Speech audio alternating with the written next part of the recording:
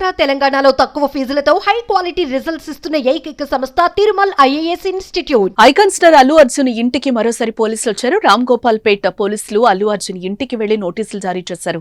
ఆదివారం కిమ్స్ ఆసుపత్రిలో శ్రీతేజ్ ను పరామర్శించేందుకు రావద్దని తెలిపారు. నేడు చిక్కడపల్లి పోలీస్ స్టేషన్ లో విచారణకు హాజరైన తర్వాత నేరుగా కిమ్స్ ఆసుపత్రికి వెళ్లి సంధ్యా థియేటర్లో జరిగిన తొక్కిసలాట ఘటనలో గాయపడి చికిత్స పొందుతున్న శ్రీతేజ్ ను పరామర్శించేందుకు అల్లు అర్జున్ రానున్నారని సమాచారం అందడంతో పోలీసులు రావద్దని ఆయనకి ఆదేశించారు. ఈ మేరకు అల్లు అర్జున్ నివాసానికి వెళ్లి ఆయన మేనేజర్ మూర్తికి నోటీసులను అందజేశారు. అల్లు అర్జున్ కు 2 రోజుల క్రితం నాంపల్లి కోర్టు రెగ్యులర్ బెయిల్ నైతే మంజూరు చేసింది. కొన్ని షరతులు కూడా విధించింది. 50,000 విలువ చేసే 2 పూచీకత్తులపై ఈ బెయిల్ మంజూరు చేసిన న్యాయస్థానం ప్రతి ఆదివారం చిక్కడపల్లి పోలీసుల ముందు వ్యక్తిగతంగా విచారణకు హాజరు కావాలంటూ ఆదేశాలు జారీ చేసింది.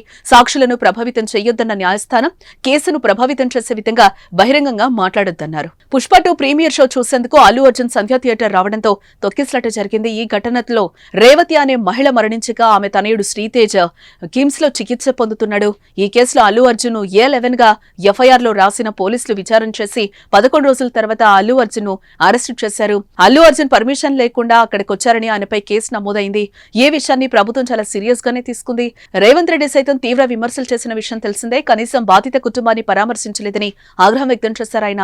అయితే కేసు నడుస్తున్నందునే బాధితులను పరామర్శించలేదని అల్లు అర్జున్ చెప్పారు. అయితే తాజాగా బెయిల్ రావడంతో ఆదివారం ఆయన శ్రీతేజ్ ను పరామర్శించాలని భావించిన ఆయనకు పోలీసుల నుంచి షాక్ తగిలింది.